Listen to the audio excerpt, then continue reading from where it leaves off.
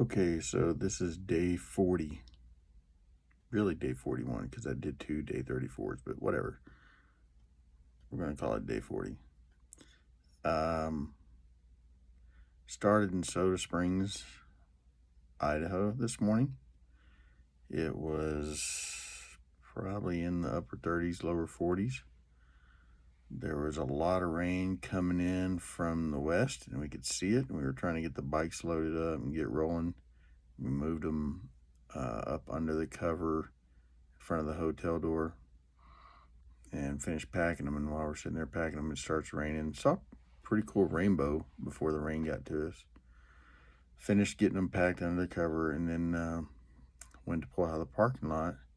And Daniel's like, "Hold up, are you guys seeing this?" I'm like, "Seeing what?" And he's like, "Stuff bouncing everywhere." And I'm like, "What?" And sure enough, pull up to getting ready to pull out of the parking lot on the highway, and it's sleeting.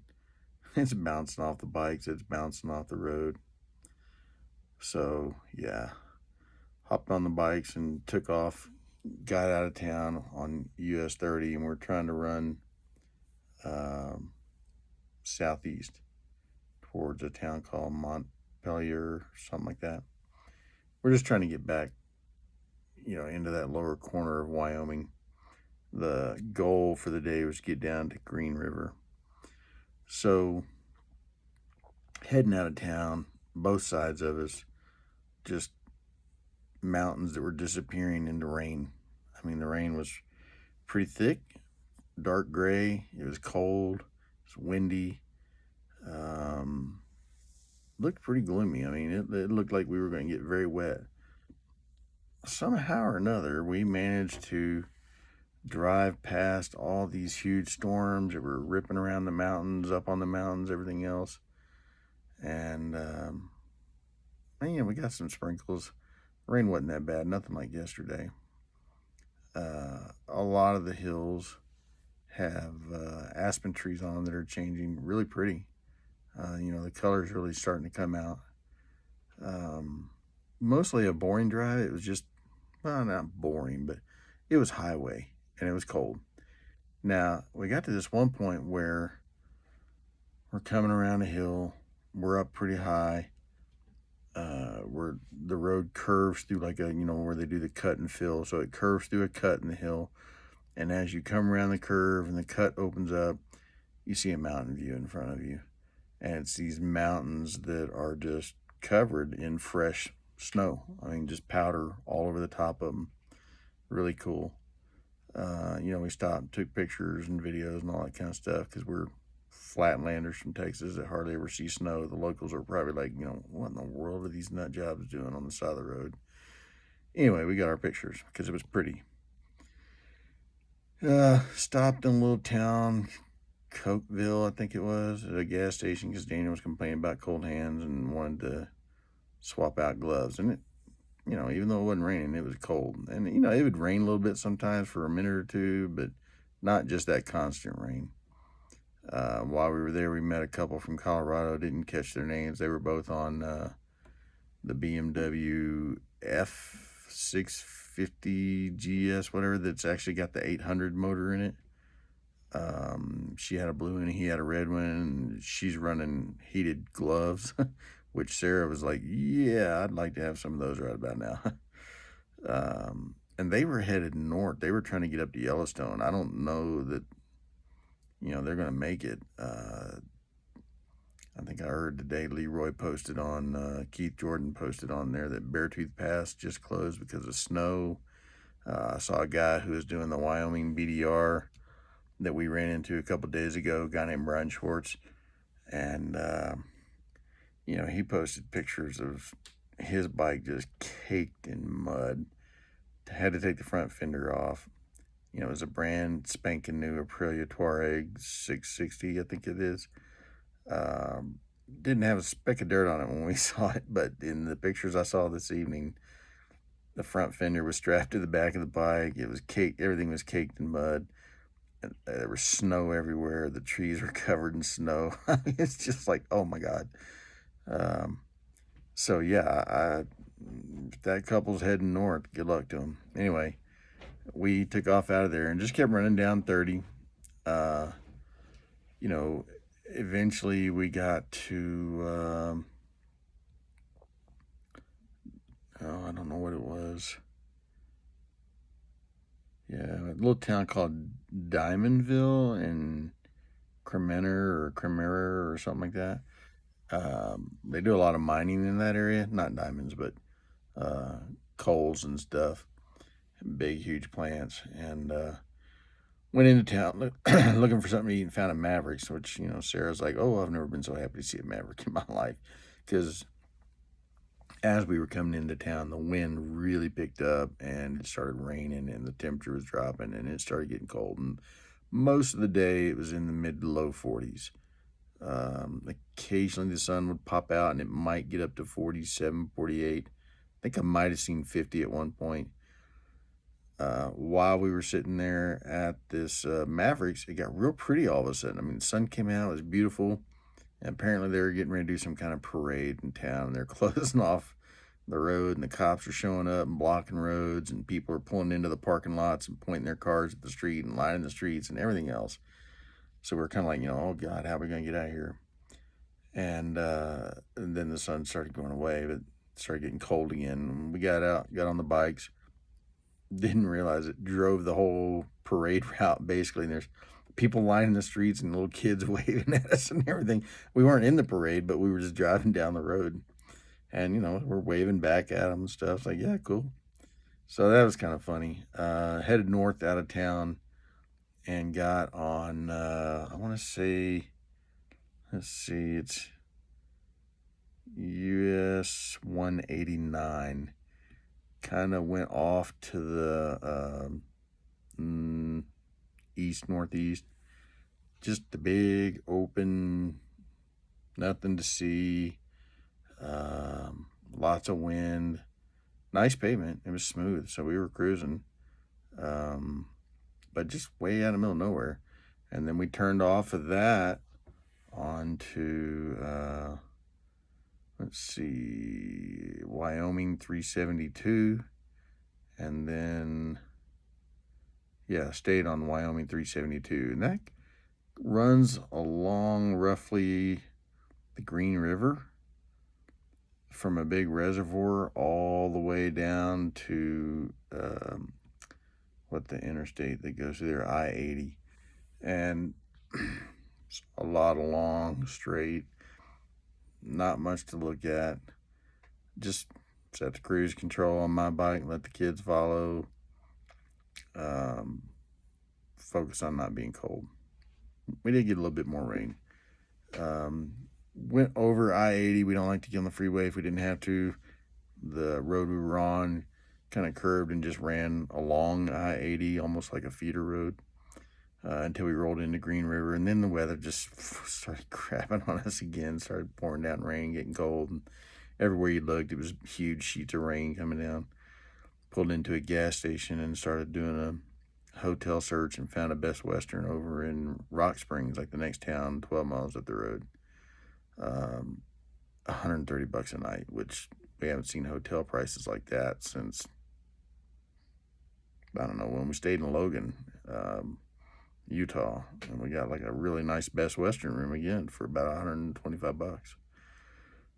Anyway, this hotel's called the Best Western Outlaw Inn. And we got here, got checked in. Pretty cool rooms. Saw V-Strom 650 parked out front, and they had covered parking if you have a door that opens to the parking lot. If you come back to the inside of the hotel, it's this huge, I don't know what you call it. It's like the hotel's outside in. All the doors open into this huge, giant courtyard area that's a couple 100 feet long. It's got a swimming pool in it. It's 2 stories tall. I mean, it's just all open. They got picnic tables, so it's really cool, a place to hang out without having to be in your room. And it's all heated, so it's warm in there. No hot tub, whatever. Anyway, this hotel is supposedly on the National Registry for Historic Places for some reason. I don't know what. I mean, it's a nice hotel, but it's just an old hotel. So the hotel we stayed in last night had a funky smell because of water issues. They put us in a room right under this huge air conditioning system. that's dripping all over the floor on a concrete floor, gets into the carpet, soaks into the carpet, goes right under the wall into our room. So our room doesn't smell anywhere near as bad as the one last night, but as soon as you walk in, you're like, okay, it's kind of a funky, musty smell, and I don't know what's going on, but they got to get that sorted out. But anyway, we get in our room, go back outside. We're going to get dinner, walk around the side of the building, and walk past the V-Strom, and I see through a crack in the window. I was like, ooh, that's a helmet. I knock on the door. I can't help myself. And the dude's practically opening the door as I'm knocking. Daniel's like, are you going to knock on that door? I'm like, of course I'm going to knock on the door. And the door opens as I'm saying that. And he's like, that's right. So this guy's name was Chris Forsyth, and he's from Dayton, Ohio. And yeah, we sat and visited in his room for 10 or 15 minutes before he's like, well, we're going to run across the road and get dinner. You're welcome to come with us. And he's like, no, I'm just going to hang out here. I've already had a few beers. And I'm just going to chill. I'm making phone calls and letting everybody know I'm still alive. He'd been on the road for 14 days, I think. And I think he's starting to work his way back towards Dayton. He was originally going to do like a 4 to 6 week trip, and he's cutting it short because he's 48 and everything hurts, kind of like me. I'm not 48, but everything hurts. So he's thinking it's time to head home. And the weather's, getting kind of not so nice anymore. So anyway, he's like, yeah, come on back by after dinner. And, we'll head over to the Exxon next door. And if you want to grab a beer, I'll grab beer and go with you. And I was like, sure. So we went and had dinner across the street. Not bad. Not great. Got a huge, giant fajita chicken burrito that was mostly beans and other stuff, but not a lot of fajita chicken. Wasn't that great. Came back over, hooked up with him, went and got a huge Foster's, the gas station next door, and spent the next, I don't know, 2.5 hours just hanging out, visiting. And, he's new to the whole adventure riding thing, still kind of trying to sort out how you do it, how you plan things, how you pack the bike, what kind of gear you wear, whatever. He's getting it done. The last 4 years of his life have been pretty, from what he was telling me, pretty rough. Lost his mom, lost his older brother. I think his older brother had cancer, lost his wife to breast cancer that moved into her liver, lost 2 of his favorite dogs, that he's ever had. I mean, just on and on and on. So he basically was like, okay, I can't live in this house anymore. Sold the house, got the bike, and did the trip that his wife always wanted to do to California to see the big sequoia trees and the mountains and all that kind of stuff. So, quit his job. I can relate to that. Kind of cool. So we just had a real good time, just hanging out, visiting, went out in the parking lot for a bit, kicking tires, and Daniel was out there with us, showing off features on his bike and everything. And finally it just got cold and he had to call it a day, and go back to his room, and I needed to get in here and work on routes and stuff. But, just another one of those random encounters. It's what I like about doing a trip like this. You get too close to me, I'm going to start talking to you. And hopefully he'll have a safe trip home, and hopefully, life will give him some breaks. He's talking about getting home, buying some property, and trying to figure out what he wants to do with himself. He's one of these jack of all trades guys. He's done a lot of different jobs and had his own business, been self-employed. He's worked for other people, been a real estate broker. He's done contracting, you name it. So hopefully he'll, land and find something that makes him happy again. That's pretty much all of us want, right? So anyway, we're shacked up here. Apparently a lot of cold weather's been rolling in. The low tonight's supposed to be in 32. Of course, after we got to the hotel here, just like yesterday, it turned into a beautiful, beautiful evening, incredible sunset, crazy. And then tomorrow it's supposed to be cold and nasty again. So I think tomorrow we're going to run down along the Flaming Gorge, which is a big recreational area here on the border between Wyoming and Utah. And then if we can, we're going to get down, pass through a town called Vernal, and then get on the highway and run across the border right into Colorado to a town called Rangeley, and stay at the hotel where we stayed back in 2016 or so when I brought Sarah out here with Roger and Joe and Phil on a big trip I did with her. And yeah, then we'll be back in Colorado. Now, I've got like 12 days of routes planned for Colorado, but we're not even remotely going to do all those. Probably what we'll do is just run down the west side of the state, like through Grand Junction, Colorado National Monument, Gateway, Naturita. We talked about going over into Moab, doing side-by-sides. I went and looked at some of the prices on those side-by-sides, and I'm not saying the prices are outrageous, but they're $500 a day.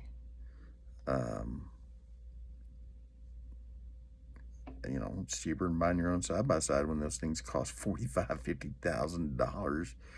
It's still $500 a day.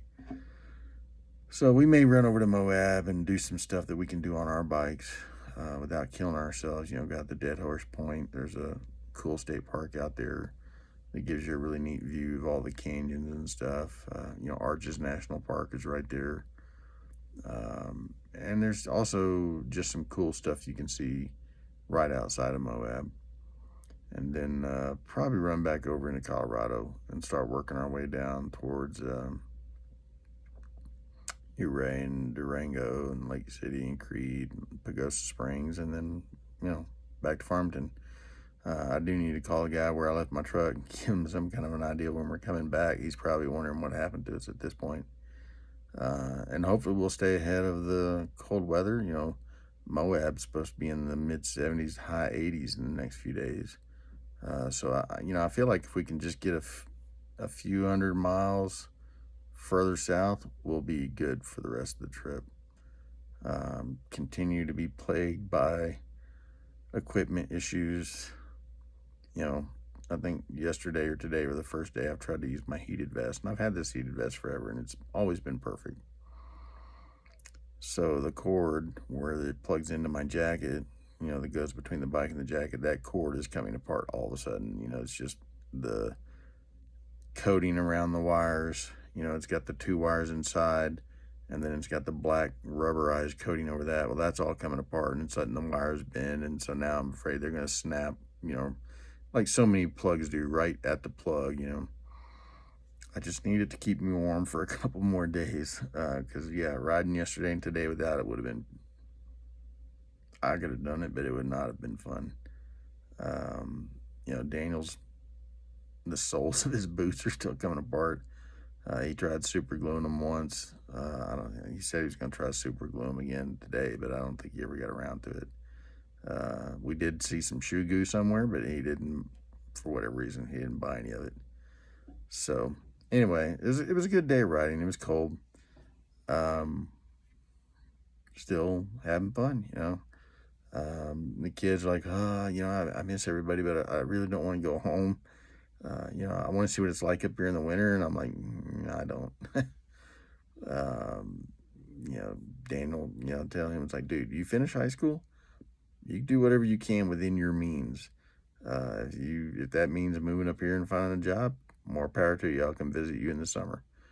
I don't know what Sarah's going to do. She hadn't figured that out yet either, but that's, it's been fun getting them out and exposing them to different people and letting them hear different people's story, letting them see how different people live. That was kind of the point of the trip, and also, as annoying as it is, letting them see how you got to deal with problems, and life throws you problems. I mean, like this guy, Chris, you just got to keep going. You can't just throw your hands up and quit. I know some people do, but that's not really a solution. So hopefully they're picking up on the lesson that you just make plans. I don't think any of the routes since day one have been routes that I actually planned before we left on this trip. There have been a few days where we were kind of like, ooh, look, we're almost back on the route, and that's gone the next, that afternoon or something. It's been changing a lot. So yeah, you just roll with it. So that's a big part of this trip. And so anyway, good day. That's it for today, and we'll let you know how it goes tomorrow. Bye.